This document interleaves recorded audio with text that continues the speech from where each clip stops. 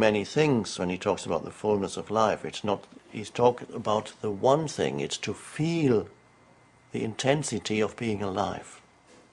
And you can only feel that intensity of aliveness when you're in the present moment with your attention. One way of being in the present moment, as you know, is to feel the inner aliveness of the body, to feel the aliveness that is in every cell of the body. Ah, it's alive. And the more you go there, the stronger that feeling becomes.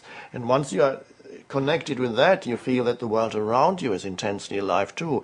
It was alive before, but you didn't see it because there was too much thought stuff going through your mind continuously. The world became dead because everything was immediately labeled mentally.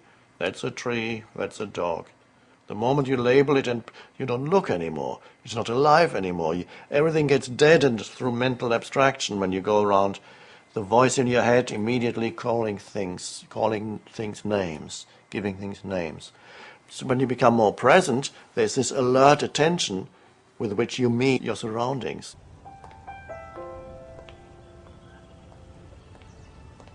Once you know the fullness of life that is already here now, and then gratitude arises for what is, no matter what it is, then living in this way, eventually, that fullness that in essence is an inner realization rather than outer, so that's the foundation for wealth, is to feel the fullness of life within. And then if you live in that way, in connectedness with that, eventually the fullness of life will also manifest for you externally in various ways.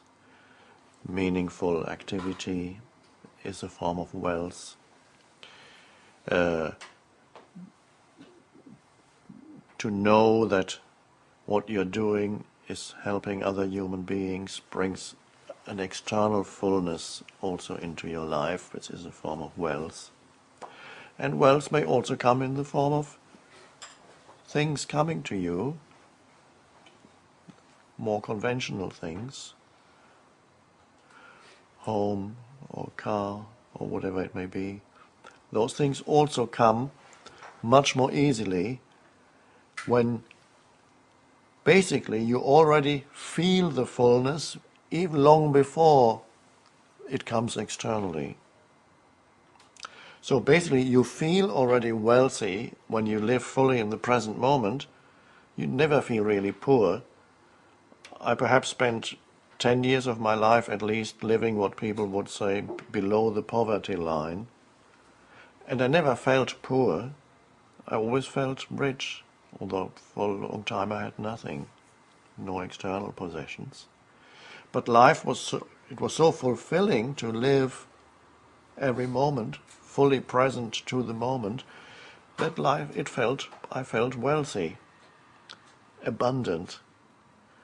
And much, much later did actually external abundance come into my life to some extent. And that didn't make me feel better. I feel just when now I have a car. During those years I used a bicycle mostly, or the bus. And I don't feel better now because I have a nice car. I feel exactly the same, but just it's nice to have a nice, comfortable car with air conditioning in the summer, and so. But it makes the fullness hasn't changed. It hasn't done anything to change that. So, the foundation is to be fully alive in the present moment. And then it is much more likely that external wealth will also come to you as an outer manifestation of an inner reality. If you feel wealthy already, but if you feel poor and feel that you need to make money now, even if you achieve it, you'll be unhappy with your wealth because it comes out of the unhappiness. So there are many people who are creating wealth these days. They build up a big business on enterprise, but it comes out of a deep dissatisfaction with what is. It comes out of an enormous neediness to show to the world that you are somebody, or to prove to yourself, or the world, how good you are, and that is not conducive to true happiness. There are many wealthy people who are unhappy in their wealth. And they're not really wealthy. And they are basically still deprived. They are deprived of the fullness of life. And they have perhaps 5 or 10 houses in different places, cars, yacht, and yet they're deprived of the fullness. And so they need more and more. And it doesn't help. So here we have living in the present moment, brings you into the fullness of life now, and then eventually it will also manifest in different ways externally for you. Power was the other thing. Will it bring me power? Yes, but not power to the ego. It will make your life more empowered. That what you do, much greater power flows into what you do, because what you are doing, the action that you are performing, whatever it is, in the present moment, the only place where you can do anything, the action that you are performing in the present moment is not a means to an end.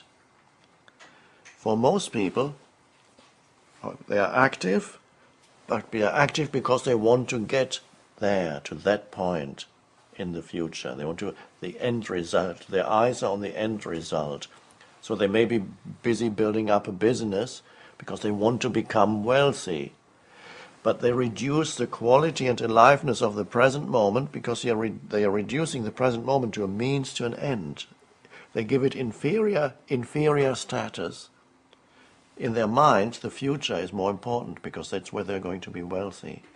But then the pattern remains inside them, and even when they have the money, they still have the same basic psychological pattern, which means they need the next moment, and always they reduce the present moment to a means to an end. So the action is not of high quality. It does not contribute to happiness. They don't make themselves happy, and they don't make others happy with what they do. So that's not truly empowered, and it is low quality action. High quality action comes when you don't reduce the present moment to a means to an end. That's truly empowered action. And only when you no longer reduce this moment to a means to an end can you give your full attention to whatever it is that you are doing now. Some great artists do it, sportsmen do it. When they perform, they are totally present. It's not a means to an end. They're totally in the now. And so high quality action comes out of that, and this is empowered action. So living in the now brings power into your life, true power, not the pseudo power of the ego. And then whatever comes out of it, out of that action, will be good in one way or another. It will not be, one could say, I could call it, it's not karmic action, which means karmic action, it's an Eastern term, karma. Karmic action creates more unhappiness. It comes out of unhappiness and creates more unhappiness for yourself and others. But out of presence, alignment with now, comes non-karmic action. It does not create more suffering on the planet. Because so many people are very, very active, but a lot of that activity ultimately creates more suffering on the planet. So that's the power. What's the next thing that the now will bring you? What was the question? I really want to know about